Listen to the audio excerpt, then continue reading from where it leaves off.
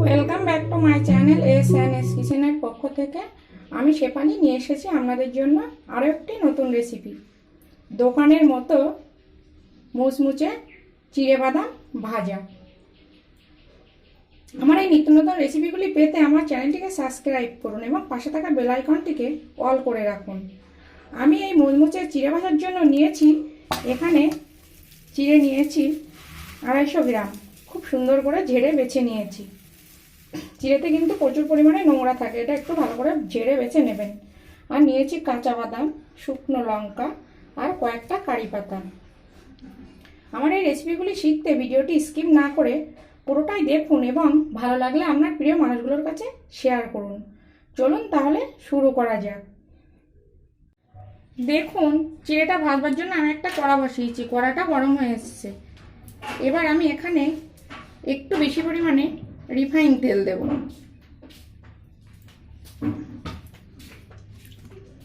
তেলটা গরম হতে দেব।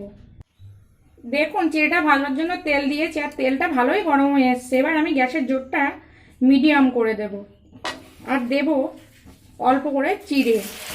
দেখুন চিড়েটা কি সুন্দর ফুলে উঠছে। এবার আমি একটা পাত্রে তুলে নেব।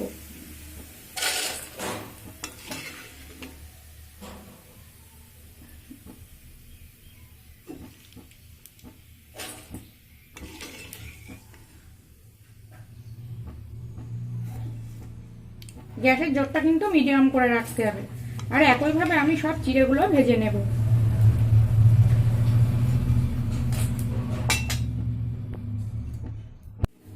দেখুন, এই চিড়ে ভাজার আমি আরেকটা পদ্ধতি দেখাবো। সেটা হলো একটা এরকম ঝাঁঝরি নেব, ছেঁকনি নেব আর তার মধ্যে কিছুটা চিড়ে দিয়ে দেব। দিয়ে এটা আমি কড়াইয়ের মধ্যে নাড়া দেবো এইভাবে। দেখুন ভাজাটা কি সুন্দর হচ্ছে।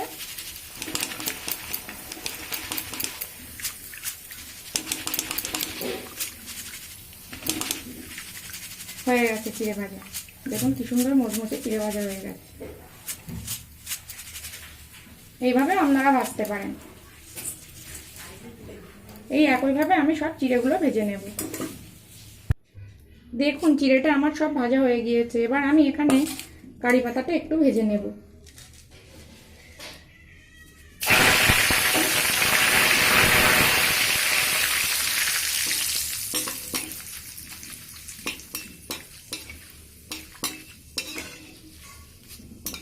ভাজা হয়ে গেছে, এবার আমি তুলে নেব।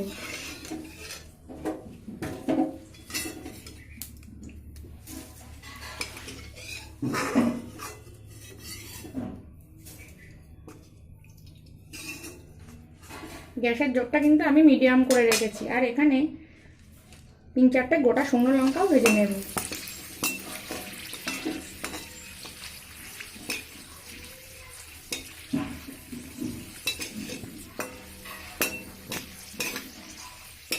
শুকনো লঙ্কা ভাজা হয়ে গেছে।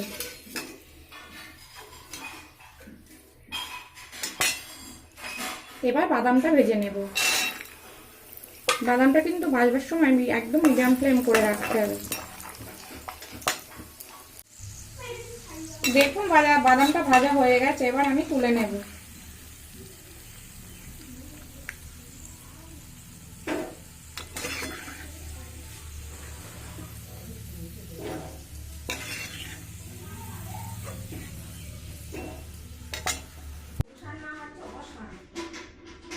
দেখুন আমি চিড়েটা ভেজে নিয়েছি আর নিয়েছি বাদাম ভেজে, কারি পাতা ভেজে আর শুকনো লঙ্কা ভেজে।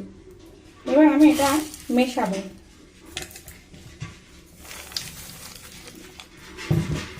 আমি এখানে লবণটা দেবো না, যখন খাবো তখন লবণটা দিয়ে দেবো। লবণটা দিলে কি একদম নরম হয়ে যাবে। ওই জন্য যখন আপনারা খাবেন তখন একটু বিট লবণ ছড়িয়ে খাবেন। খুব সুন্দর খেতে লাগে। চায়ের সঙ্গে চিড়ে ভাজা খুব সুন্দর একটা টিফিন। আপনারাও এভাবে বাড়িতে বানিয়ে খেয়ে দেখুন এবং রেসিপিটা কেমন হয়েছে অবশ্যই কমেন্টস করে জানাবেন।